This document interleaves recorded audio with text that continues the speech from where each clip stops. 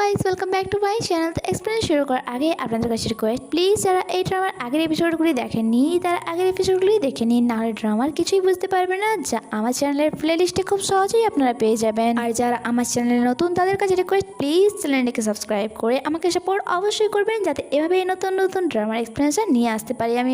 চলুন এক্সপ্লেনেশন শুরু করা যাক। তো আগের এপিসোডের লাস্টে আমরা দেখছিলাম যখন ওয়েই চেয়ারের ফোন নিচে পড়ে যায় অ্যান্ড সে তা নেওয়ার জন্য নিচে ঝুঁকতে যাচ্ছিল, তখনই সংশিয়ান তাকে আটকে বলে, দাঁড়াও আমি তুলে দিচ্ছি। এরপর ফোন তোলার বাহানায় নিচে তো ঝুঁকে, এবার সে ইচ্ছে করে নিয়ানচির ক্লোজ যাচ্ছিল, কারণ সে ভালো করে জানতো এই সময় নিয়ানচি কিছু বলতে পারবে না তাকে। এরপর সে ফোন তুলে ওয়েইচানকে দিয়ে দেয় অ্যান্ড বলে, আজ তো তোমার ওয়েডিং ডে সিলেক্ট করার কথা ছিল, তুমি যাও আমি আসছি। ওয়েইচান সেখান থেকে চলে যায়। সংশিয়ান নিয়ানকে বলে, তুমি কি বাইরে আসবে না?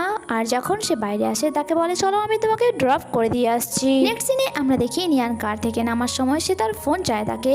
সে বলে, যদি তুমি ভিডিও ডিলিট করে দাও তাহলে আমি তোমার ফোন দিয়ে দেবো। বাট নিয়ান তার সামনে একটাই শর্ত রেখেছিল যে সে জাওমানের সাথে আগে দেখা করতে চায়। তখনই তার ফোনে বেবির কল আসে, যা দেখে সংশিয়ান বলে, তুমি ভিডিও ডিলিট করবে কিনা বলো, নয়তো পরে আমাকে বলো না যে আমি তোমার ফ্রেন্ডের সাথে কেন কথা বললাম। তখন কি নিয়ান নিজের ফোন তার থেকে ছিনিয়ে নিতে চাইছিল, সংশিয়ান ফোন দূরে রেখে তাকে ডিফেন্ড করে নিয়েছিল। অন্যদিকে বেবি ফোনে বলছিল, কি হলো তুমি কথা কেন বলছো না, আমি সিসিটিভি ক্যামেরাতে দেখে নিয়েছিলাম সংশিয়ান তোমাকে তার সাথে নিয়ে গিয়েছিল, তুমি কি সত্যি তাকে সেডিউস করেছিলে? আর কাল রাতে কি তোমরা একসাথে শুয়েছিলে? সত্যি করে বলো, কাল রাতের ফিলিংস তোমার কেমন ছিল? আমার ভালো করে মনে আছে তুমি বলেছিলে সে অ্যানোয়িং, এটা সত্য, বাট সে দেখতে খারাপ নয়। কি হলো তুমি কি রেগে আছো? যখন কি এইসব শুনেছো সংশিয়ানের অনেক বেশি হাসি পাচ্ছিল। শেষমেশ তো নিয়ানচি যে কোনো ভাবে তার হাত থেকে নিজের ফোন নিয়ে কল কাট করে অ্যান্ড সংশিয়ান তাকে রাগানোর জন্য বলে, কি হলো আমার সাথে শুয়ে কি তোমার ভালো লাগেনি? নিয়ান বলে, মিথ্যে কথা বলা বন্ধ করো, আমার ভালো করে মনে আছে কাল রাতে আমরা একই বেডে ছিলামই না। সংশিয়ান বলে, তুমি কি ভুলে গেছো কাল রাতে তুমি আমার সাথে কি করেছো? নিয়ানচি মনে করার তো চেষ্টা করে, বাট সে ভালো করে জানতো যে তাদের মধ্যে তেমন বেশি কিছু হয়নি, তাই আমাকে যেতে দাও। সংশিয়ান বলে, যেতে তো অবশ্যই দেবো, বাট তার আগে তুমি ভিডিওটি ডিলিট করো আর এটা বলো যে তুমি জাওমানকে কেন খুঁজছো। সে বলে, অ্যাকচুয়ালি সে আমার থেকে টাকা ধার নিয়েছিল আর তার এই মিথ্যাটা তো যে কোনো ছোট বাচ্চাও ধরে ফেলতো। সংসার বলে, মিথ্যে বলা বন্ধ করো, সত্যি করে বলো, নয়তো আমি তাকে খুঁজতে তোমার হেল্প করবো না। ইভেন তো সে গাড়ির ডোর ক্লোজ করে দেয় আর সেখানেই ডক্টর যাও তাদেরকে দেখে নেয়, তাড়াতাড়ি করে তাদের কাছে এসে ডোর ওপেন করতে বলে। আর এদিকে নিয়ান তাকে বলে, অ্যাকচুয়ালি আমার মমের ডেথের পেছনে তার হাত আছে, তাই আমি তাকে খুঁজতে চাই আর তার কাছে জানতে চাই যে সে এমনটা কেন করলো। সংসার বলে, ঠিক আছে আমি তাকে দেখে নেবো, বাট তার আগে তুমি ভিডিও ডিলিট করে দাও।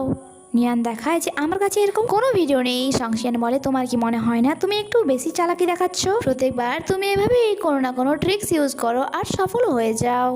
আমি জাওমানকে দেখার কথা বলেছি, তাকে খোঁজার কথা থোড়ি বলেছি। নিয়ান বলে, তুমি আমাকে মিথ্যে বললে। সংশিয়ান বলে, তুমিও তো আমাকে মিথ্যে বলেছো। নিয়ান অনেক রেগে কারের ডোর ওপেন করতে বলে। সংশিয়ান বলে, তুমি কি এই ছেলেটিকে লাইক করো? যতদূর আমি জানি তুমি কোনো মিস্টার কে কে লাইক করতে। নিয়ান বলে, হ্যাঁ আমি তাকে লাইক করি, আর আমি যাকে লাইক করি না কেন তাতে তোমার কি, তুমি কে থোড়ি? তাই এখন ডোর ওপেন করো, আমি বাইরে যেতে চাই। সংশিয়ান না চাইতেও কারের ডোর ওপেন করে দেয় আর যখন সে বাইরে যায় ডক্টর যাও তাকে জিজ্ঞাসা করে, তুমি ঠিক আছে তো? আর তুমি তার সাথেই বা কি করছিলে?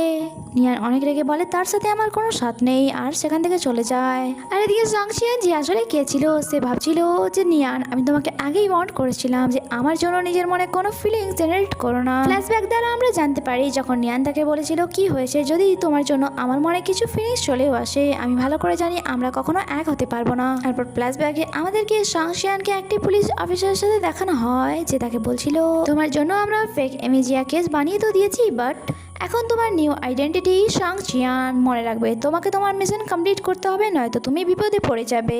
বাট এখানে কোন মিশনের কথা বলা হয়েছে আর এটার জন্য নিজের আইডেন্টিটি লুকানোর কি বা আছে তা তো আমরা ড্রামার আগে গেলেই জানতে পারবো।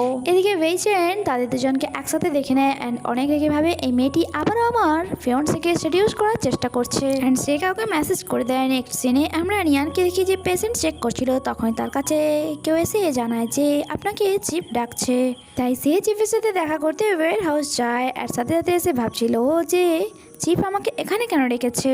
তখনই তার সামনে কিছু লোক চলে আসে, যাদেরকে দেখে সে জিজ্ঞাসা করে, তোমরা কে? ওই লোকেরা বলে, তুমি খুব খারাপভাবে কাউকে অ্যাপয়েন্ট করেছো, তাই এখন নিজের প্রাণ দিয়ে তার ভরপাই করতে হবে তোমায়। নিয়ান অনেক বেশি ভয় পেয়ে যায় অ্যান্ড বলে, আমি তোমাদেরকে ডাবল পে করবো, প্লিজ আমাকে এখান থেকে যেতে দাও। ওই লোকেরা বলে, তুমি যতই পে করো না কেন, যখন আমরা কোনো টাস্ক নেই তা কমপ্লিট করেই ছাড়ি। তাই নিয়ানের কাছে আর কোনো রাস্তা ছিল না। সে বলে, ওকে আমি যখন মরতেই চলেছি তাই প্লিজ আমাকে এটা তো বলো যে আমাকে মারতে কে চায়। যায়। আর ওই গুন্ডারা তার শেষ ইচ্ছাটা পূরণ করে আর বলে তুমি তার ফিয়ান্সেকে সিরিয়াস করার চেষ্টা করেছো। যা শুনে নিয়ান বলে ও আচ্ছা ওয়েচিং।